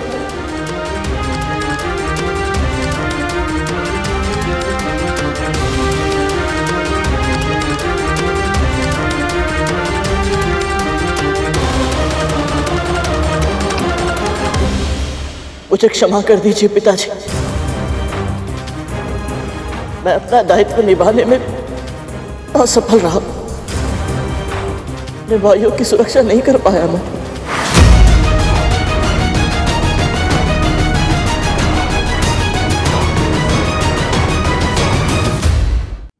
परंतु पिताजी, मुझे बस एक अवसर दे दीजिए, मैं कुछ भी करने के लिए तैयार हूं। अपने भाइयों के प्राणों की रक्षा करने के लिए मैं कुछ भी करूंगा पिताजी।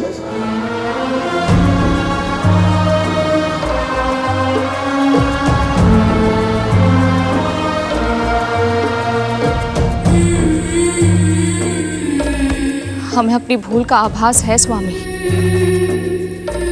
अब केवल आप ही इन्हें बचा सकते हैं।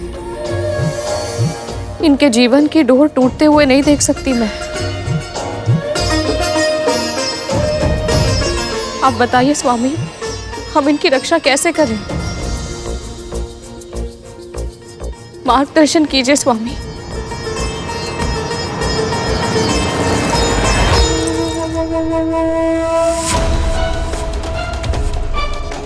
स्वामी, मेरे पुत्रों की प्राण रक्षा का उपाय तो होगा ना? कृपया बताएं। दया कीजिए पिताजी, हमारे भाइयों को बचा लीजिए।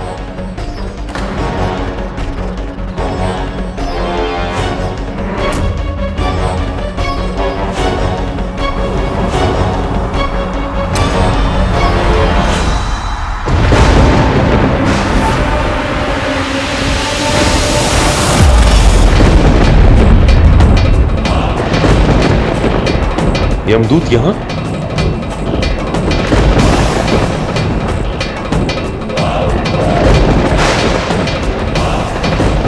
बहुत देर हो चुकी है।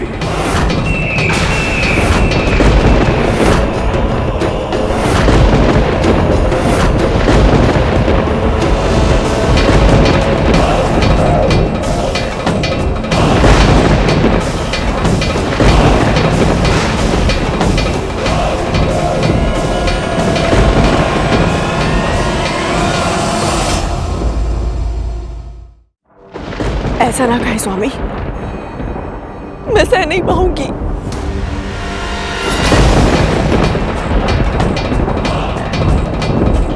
ये नाग आपके भी पुत्र है ना? आज जब इन्हें सबसे अधिक आपकी आवश्यकता है तो इन्हें ऐसे असहाय ना छोड़े।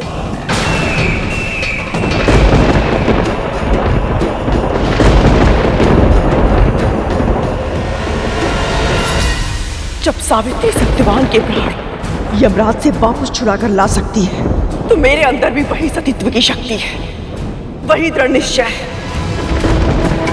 मैं अपने पुत्रों के प्राणों की रक्षा करूंगी और उसके लिए चाहे मुझे कुछ भी क्यों ना करना पड़े।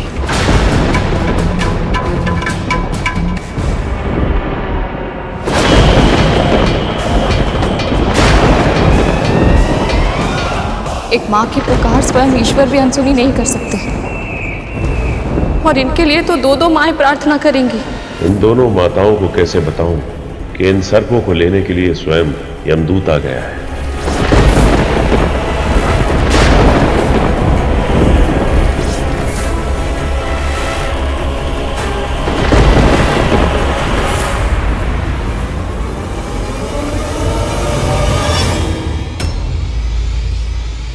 पिताजी वहां क्या देख रहे हैं?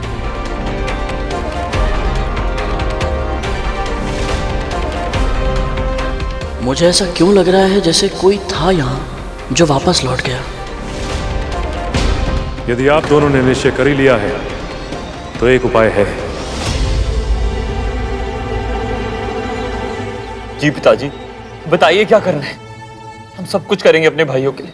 उसे जानने और समझने के लिए आप सबको जीवित पुत्रिका के व्रत कथा को पूरे मनोयोग से सुनना और जानना होगा। इस समस्त संसार में जो भी मां इस व्रत को विधि विधान से करेगी उसे अपनी संतान की रक्षा करने की शक्ति प्राप्त होगी और उसकी संतान दीर्घायु होगी।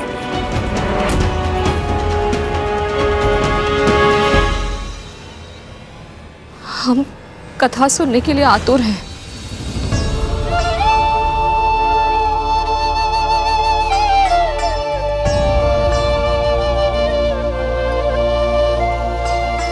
पिछले कल्प की बात है।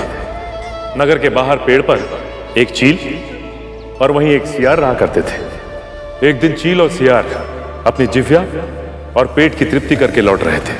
तब उन्होंने नगर की महिलाओं को जीवित पुत्रिका व्रत करते हुए देखा और इनके मन में भी इस व्रत को करने की इच्छा जागी और अगले वर्ष उन्होंने इस व्रत को पूरे मन से रखा। चील तो अपना संयम बनाए रखने में सफल हुई, लेकिन सियार ने जैसे ही मुर्गे को देखा तो उसकी भूख जीत गई। परंतु पिताजी, व्रत रखने की इच्छा तो अनेक व्यक्तियों में होती है, फिर सभी उसे पूरा क्यों नहीं कर पाते? जब कोई व्यक्ति व्रत का संकल्प लेता है तो उसके भीतर की अच्छाई उसे संकल्प को पूरा करने के लिए प्रेरित करती है और उसके भीतर की बुराई उसे संकल्प तोड़ने के लिए ललचाती है। बुराई के ऊपर भलाई की जीत का प्रयास करना ही तो व्रत है। और किसी भी अन्य संघर्ष की तरह यह भी आसान नहीं है। यह व्रत इतना शक्तिशाली है कि केवल इसका प्रयास करने से ही सियार को भी अगले जन्म में चील की तरह मनुष्य बनने का सौभाग्य प्राप्त हुआ।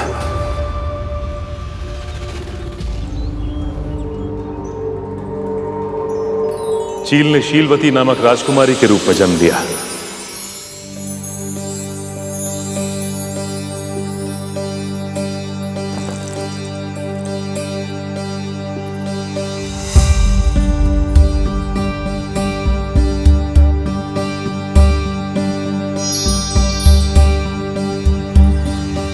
और सियार का जन्म हुआ एक निर्धन कन्या कपूरवती के रूप में।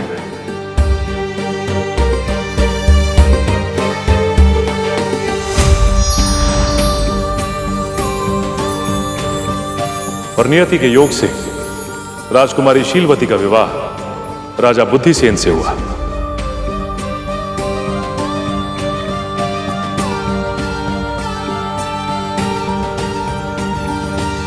राजा बुद्धिसेन रानी शीलवती की, राजा बुद्धिसेन रानी शीलवती की। ये राजा रानी की कथा तो मुझे माँ पिताजी के संबंध जैसे लगी है। राजा बुद्धिसेन रानी शीलवती की, राजा बुद्धिसेन रानी शीलवती की, राजा बुद्धिसेन रानी शीलवती की, राजा बुद्धिसेन रानी शीलवती की, राजा बुद्धिसेन रानी शीलवती की। कपूरवती भी उसी राज्य में रहा करती थी। निर्धन कुल में उत्पन्न होने के बाद भी कपूरवती के मन में रानी बनने की इच्छा प्रबल थी। और इसीलिए वो रानी शीलवती से ईर्ष्या करने लगी।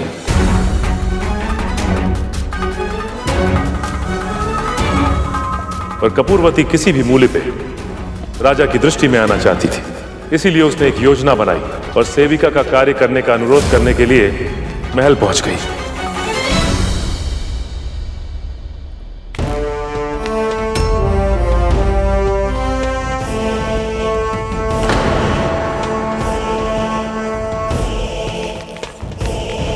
मंत्री जी, मैं अभागन आपसे विनती करती हूँ कि मुझ पे कृपा करे और कोई काम दे दे, तभी मैं अपने परिवार का पेट भर पाऊंगी। कुछ दया कीजिए। ठीक है, आज से तुम महल में झाड़ पोछ का दायित्व संभालोगी। इससे अधिक और कुछ नहीं कर सकता मैं।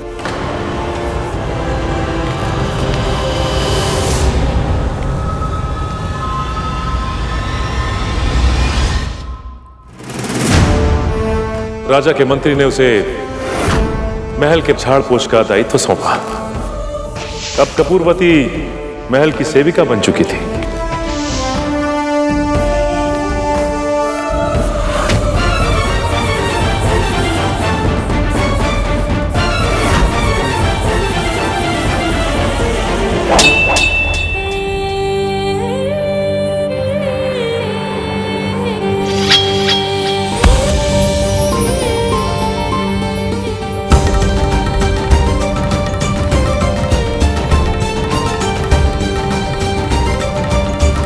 और वो हर समय राजा और रानी के निकट जाने का प्रयास करती।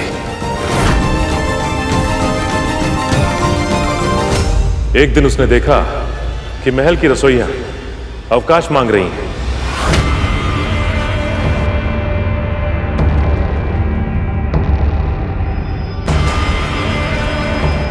और उसने एक क्षण भी नहीं गवाया और शीघ्र ही मंत्री के सामने पहुंच गई। अब मंत्री जी,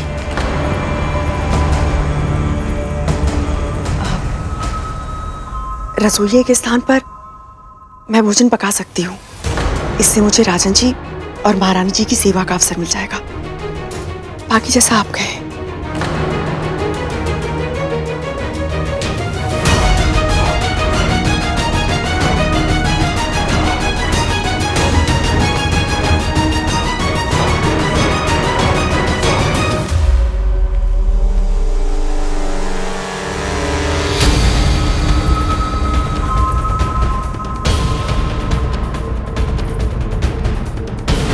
पर कपूरवती को स्वादिष्ट भोजन पकाना नहीं आता था। उसे लगा कि ऐसे तो उसे कार्य से निकाल दिया जाएगा और वो राजा और रानी की निकटता प्राप्त करने की अपनी योजना में असफल हो जाएगी। और तब उसने एक उपाय सोचा।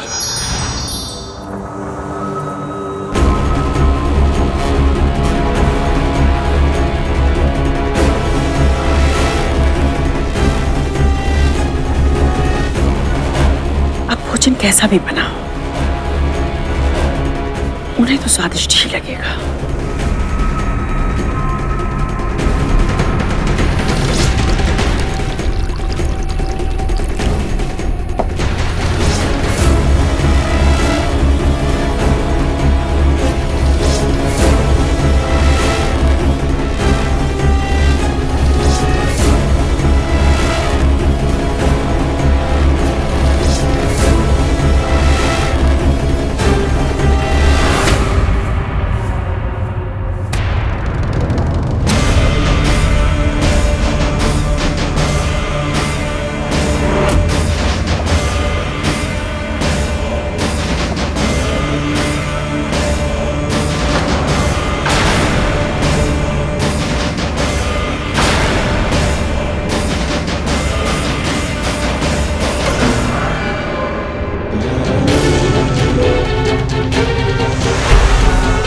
राजन, रानी,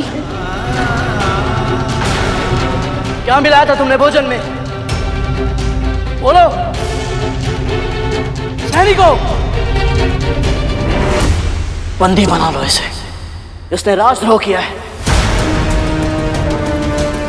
मंत्री जी, मैंने कुछ नहीं किया।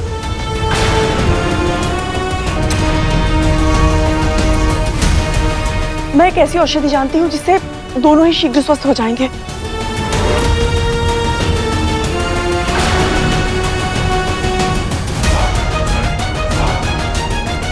जो करना है शीघ्र करो। मैं लेके आती हूँ।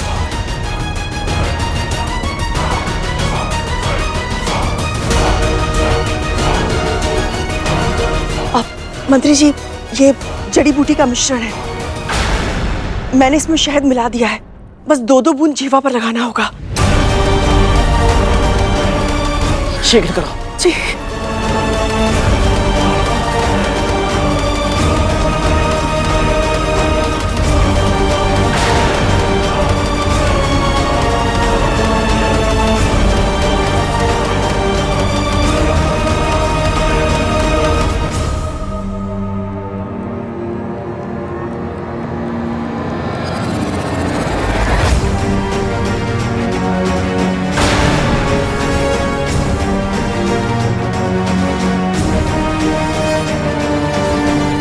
राजन,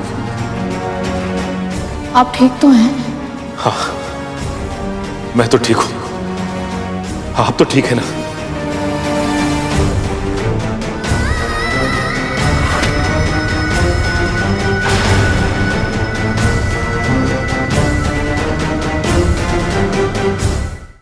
मुझे पूरा विश्वास है राजा, इसने जानबूझकर आपकी छाछ में कुछ मिलाया था, जिसके कारण आप दोनों अस्वस्थ हो गए थे। फिर कालकोटरी का दंड सुनते ही यह भयभीत हो गई और विपरीत प्रभाव की जड़ी बूटी देकर आप दोनों को स्वस्थ भी कर दिया। मंत्री जी, हम आपकी बात से सहमत हैं। इस स्त्री के दिए हुए छाछ को पीकर हम दोनों को चक्कर आने लगे और पेट में भीषण पीड़ा होने लगी। किंतु यह भी सत्य है कि इस स्त्री ने हमारे प्राण बचाए हैं,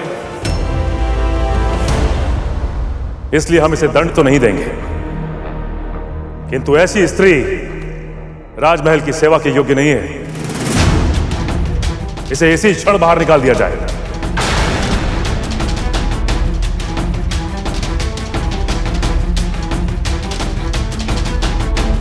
दया राजन जी, दया।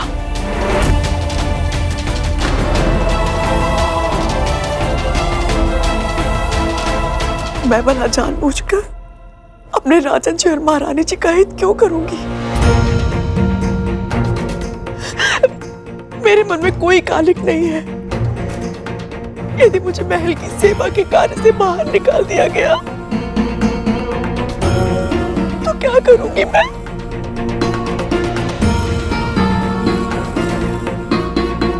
मेरा जीवन यापन कैसे होगा? मैं अपना पेट कैसे भरूंगी? मेरा ध्यान कौन रखेगा?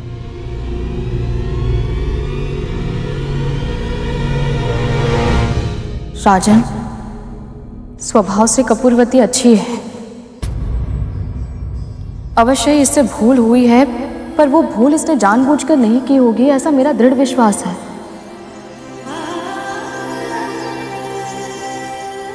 मैं विनती करती हूँ आपसे, क्षमा कर दीजिए इसे।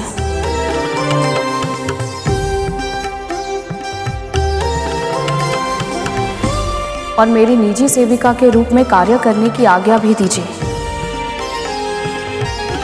ये क्या कह रही है महारानी आप? यही मेरी इच्छा है राजन।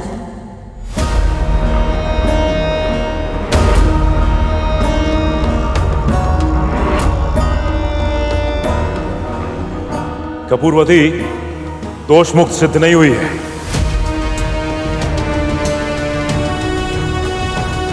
किंतु ये राज्य अपनी रानी की इच्छा का अनादर नहीं करेगा।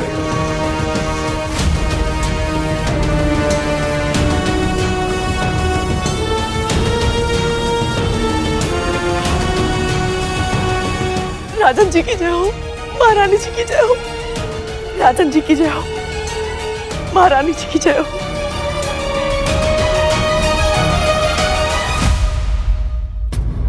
स्वयं को मेरा रक्षक समझकर प्रसन्न हो रही हो शीलवती। तुम तो वो सीढ़ी हो जिस पर चढ़कर मैं रानीवास के अंतः कक्ष तक पहुंचूंगी। बहुत शीघ्र छोटी रानी बनूंगी मैं।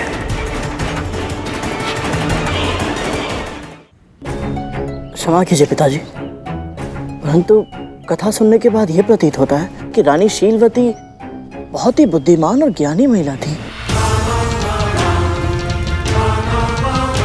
फिर भी वो कपूरवती के छलपूर्ण व्यवहार को समझ क्यों नहीं पाई? यदि समझ नहीं भी पाई तो राजा ने कपूरवती को दंड देने का निर्णय किया था। फिर रानी शीलवती ने अपने पति की बुद्धिमानी पर विश्वास क्यों नहीं किया?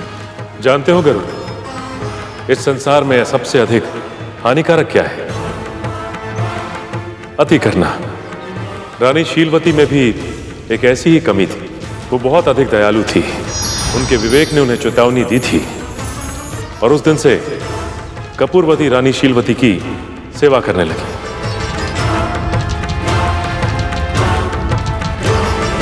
और धीरे धीरे इनकी इतनी प्रिय बन गई कि रानी का कोई भी कार्य उसके बिना पूरा नहीं होता था।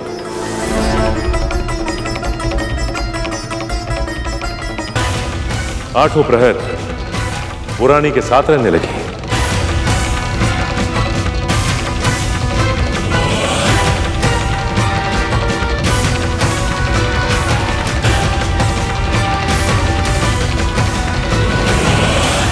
आप ही हैं जीवन का उपहार, जीवन का उपहार, आप ही हैं मेरा श्रृंगार, मेरा श्रृंगार।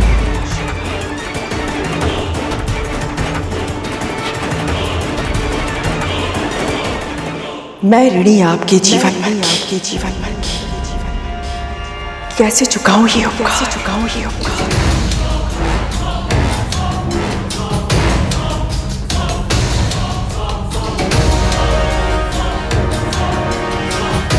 कपूरवती,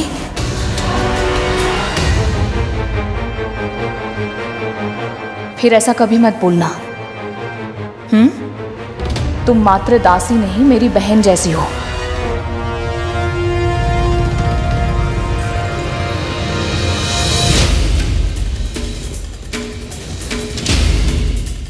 दासी से बहन तक का लक्ष्य तो प्राप्त हो गया, किंतु अब बहन से रानी बनना शेष है, जो मेरा एकमात्र उद्देश्य है। कपूरवती, कपूरवती,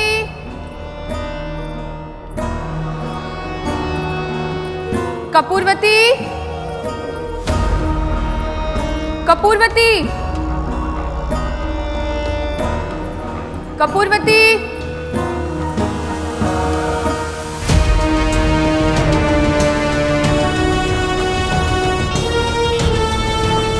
कपूरवती, कपूरवती। लो, तुम यहाँ बैठी हो, कहाँ कहाँ नहीं ढूंढा हमने तुम्हें।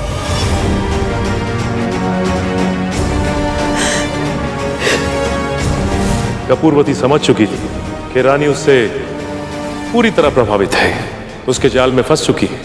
वो कपूरवती से एक दासी की तरह नहीं, अपनी बहन की तरह व्यवहार करती थी और अब उसने अपनी अगली चाल चली। इसका अर्थ है जैसे बड़ी माँ ने चतुराई से माँ को दासी बनाया था, उसी प्रकार कहीं कपूरवती ने भी महारानी को अपने जाल में तो नहीं फंसा लिया। आखिर क्या किया होगा उन्होंने?